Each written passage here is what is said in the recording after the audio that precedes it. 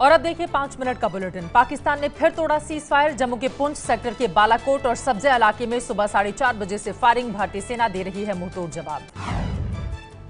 कश्मीर के अनंतनाग में आतंकवादियों से मुठभेड़ में सेना ने लश्कर के 3 आतंकियों को मार गिराया। तीनों आतंकवादियों के शव भी बरामद कर लिए गए हैं। मुंबई एयरपोर्ट से लश्कर का संदिग्ध आतंकी सलीम खान को गिरफ्तार किया गया है। सलीम यूपी के फतेहपुर का रहने वाला है। मुजफ्फराबाद में ली है आतंकी ट्रेनिंग।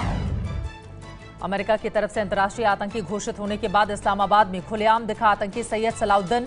हाफिज सईद ने अपने बेटे के हाथों इनाम में दी बंदूक। यूपी विधानसभा में मिले विस्फोटक मामले में नया खुलासा। एबीपी न्यूज को सूत्रों से मिली जानकारी, संदिग्ध पाउडर विस्फोटक नहीं था। आगरा की फॉरेंसिक लैब रिपोर्ट से खुलासा। यूपी सरकार ने कहा है कि यूपी विधानसभा में मिले पाउडर को जांच के लिए आगरा की फॉरेंसिक साइंस लेबोरेटरी में भेजा ही नहीं गया था। लखनऊ की फॉरेंसिक साइंस लैब ने शुरुआती जांच के बाद संदिग्ध पाउडर में पीईटीएन विस्फोटक मिलने की पुष्टि की थी। यूपी विधानसभा में विस्फोटक मिलने के मामले में एटीएस ने कन्नौज से एसपी विधायक अनिल दोहरे से की पूछताछ। एसपी के ही एक और विधायक से पहले भी पूछताछ हो चुकी है। वेंकैया नायडू बने एनडीए के उपराष्ट्रपति पद के उम्मीदवार। बीजेपी संसदीय बोर्ड की बैठक में लिया गया फैसला। जेपी नड्डा ने वेंकैया के नाम का प्रस्ताव रखा था। वेंकैया आज सुबह 11 बजे भरेंगे नामांकन। एनडीए के उपराष्ट्रपति उम्मीदवार वेंकैया नायडू को एनडीए के बाहर से भी मिल रहा है समर्थन। एआईएडीएमके के ओ पन्नीरसेल्वम ने भी जताया समर्थन। पीएम मोदी ने पन्नीरसेल्वम से फोन पर बात की थी। नायडू की उम्मीदवारी तय होने के बाद प्रधानमंत्री ने बिहार के सीएम नीतीश कुमार के साथ ही आंध्र प्रदेश के सीएम चंद्रबाबू नायडू और एनसीपी के शरद पवार से भी फोन कर मांगा था समर्थन।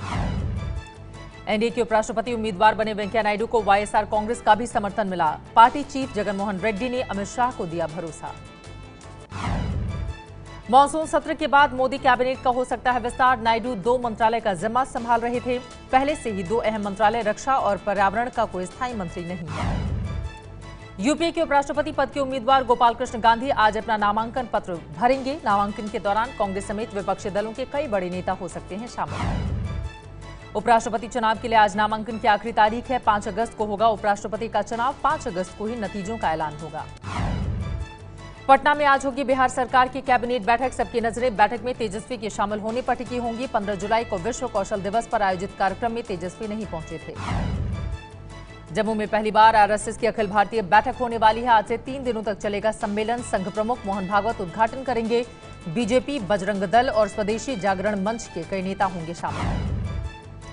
यूपी के एटा में होमगार्ड से ड्यूटी लगाने के नाम पर वसूली का खुलासा हुआ है। 1,500 से 2,000 रुपए हर महीने वसूले जाते हैं। एक होमगार्ड ने ऑडियो रिकॉर्ड कर भंडाफोड़ किया।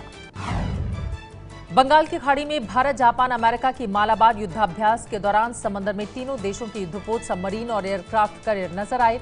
युद्धाभ्यास में समंदर से लड़ाकू विमान उड़ान भरते भी दिखे। सरकार ने 500 और 1000 के पुराने नोट जमा कराने का एक और मौका देने से मना कर दिया है। सरकार के मुताबिक इससे नोटबंदी का मकसद पूरा नहीं होगा। सुप्रीम कोर्ट ने विचार करने को कहा था।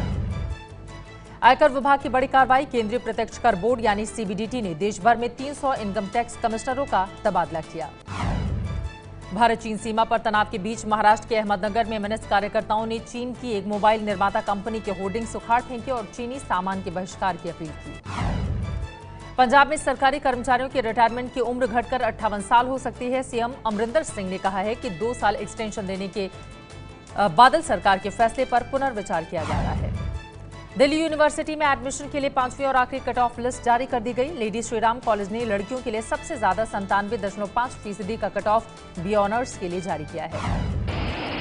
मुंबई में बीती रात तेज हवाओं के साथ ज्यादातर इलाकों में बारिश हुई। कांदिवली, कुर्ला, सांता क्रूज, घाटकोपर जैसे इलाकों में सड़कों पर पानी भरा। मुंबई लोकल पर भी असर पड़ने की आशंका। मुंबई की लगातार बारिश के बाद हर तरफ सड़कों पर पानी जमा है। ये तस्वीरें मलाड की हैं, जहां गाड़ियों की रफ्तार बेहद धीमी है। मुंबई में हुई तेज बारिश से चेंबूर इलाके में लोगों के घरों में घुसा पानी। सड़कों पर घुटनों से ज्यादा पानी। अंधेरी में सड़कों पर पानी भर चुका है। मुंबई में लोकल ट्रेनें फिलहाल वक्त से चल रही हैं। मुंबई के पवई तालाब में फंसे एक युवक को 2 युवकों ने अपनी जान पर खेलकर बचाया। पेड़ को पकड़कर कुछ देर तक उसने अपनी जान बचाई। भागलपुर में गंगा का रौद्र रूप। नदी में कटाव की वजह से दुधेला गांव में एक स्कूल कुछ ही सेकंड के भीतर गंगा में समा गया। पूरे गांव में बाढ़ से दहशत। असम में बाढ़ से हालात बिगड़ते जा रहे हैं। 5 और लोगों की मौत की खबर है। मरने वालों का आंकड़ा 65 तक पहुंचा। गुजरात के कच्छ में लगातार हो रही बारिश के बाद बाढ़ जैसे हालात। पिछले 24 घंटे में 2 लोगों की मौत हुई। अब तक गुजरात में 11 लोगों की मौत की खबर। टीम इंडिया के तेज गेंदबाज मोहम्मद शमी के साथ हुई गुंडागर्दी। शराब पीकर बाइक चला रहे एक शख्स ने पहले शमी से बहस की और फिर अपने साथियों को बुलाकर उनके केयरटेकर की पिटाई की। अबू सलीम ने टाटा कोर्ट में शादी के लिए जमानत की अर्जी लगाई है। सलीम को पिछले महीने 1993 के मुंबई बम धमाकों में दोषी करार दिया गया था। दिल्ली के द्वारका सेक्टर 23 में एक युवक को 12 गोलियां मारकर हमलावर फरार। पुलिस ने युवक का नाम विकास बताया है, लेकिन हमलावर और हत्या के मकसद का पता नहीं चल पाया है। दिल्ली के रोहिणी में बाबा साहब अंबेडकर अस्पताल में इलाज कराने पहुंचे एक गर्भवती महिला और उसके पति की गार्ड ने पिटाई कर दी। इलाज के लिए डॉक्टर से हुई थी बहस। मारपीट के बाद पुलिस के सामने अस्पताल में जमकर हुआ हंगामा। दिल्ली में जूनियर लेवल की नेशनल कबड्डी खिलाड़ी ने अपने कोच पर रेप का आरोप लगाया। पुलिस को दिए बयान में पीड़ित ने बताया कि 9 जुलाई को वो छत्रसाल स्टेडियम गई थी, जहां आरोपी उसे बहाने से कार में बिठा कर ले गया और उसके साथ रेप किया। दिल्ली में 10 साल के नाबालिग से रेप का मामला सामने आया है। रेप के आरोप में नाबालिग का ही 45 साल का रिश्तेदार गिरफ्तार हुआ है। 1.5 साल से कर रहा था घिनौना अपराध। यूपी के आगरा में पेट्रोल पंप पर साइन बोर्ड की सफाई करते वक्त बड़ा हादसा। बिजली की तार से सीढ़ी छूने के बाद करंट से 3 मजदूरों की मौत, 2 मजदूर जख्मी। इलाहाबाद में गरीब पर दबंगों के अत्याचार की तस्वीर सामने आई है। दलितों की झोपड़ियों पर चढ़कर उनकी छतों को तोड़ रहे हैं लोग। यूपी के शाहजहांपुर में सरकारी अस्पताल में एक डॉक्टर ने की हैवानियत। बंधक बनाकर नाबालिग से किया रेप। पुलिस ने डॉक्टर सहित 2 और लोगों के खिलाफ मामला दर्ज किया। अलीगढ़ में एक छात्र ने की खुदकुशी की कोशिश। दिल्ली में इलाज के दौरान हॉस्पिटल में हुई मौत। इंदौर में तंत्र मंत्र से बच्चे पैदा करने की चाह में एक ड्राइवर को इतना अंधा बना दिया कि उसने पड़ोसी के ही बच्चे की बलि दे दी। वडोदरा में एक स्कूल वैन पलट गई। ड्राइवर की लापरवाही के चलते वैन पलटी। सीसीटीवी में कैद हुई तस्वीरें। हालांकि वैन में बैठे सभी बच्चे सुरक्षित हैं। ये है एबीपी न्यूज, आपको रखे आगे।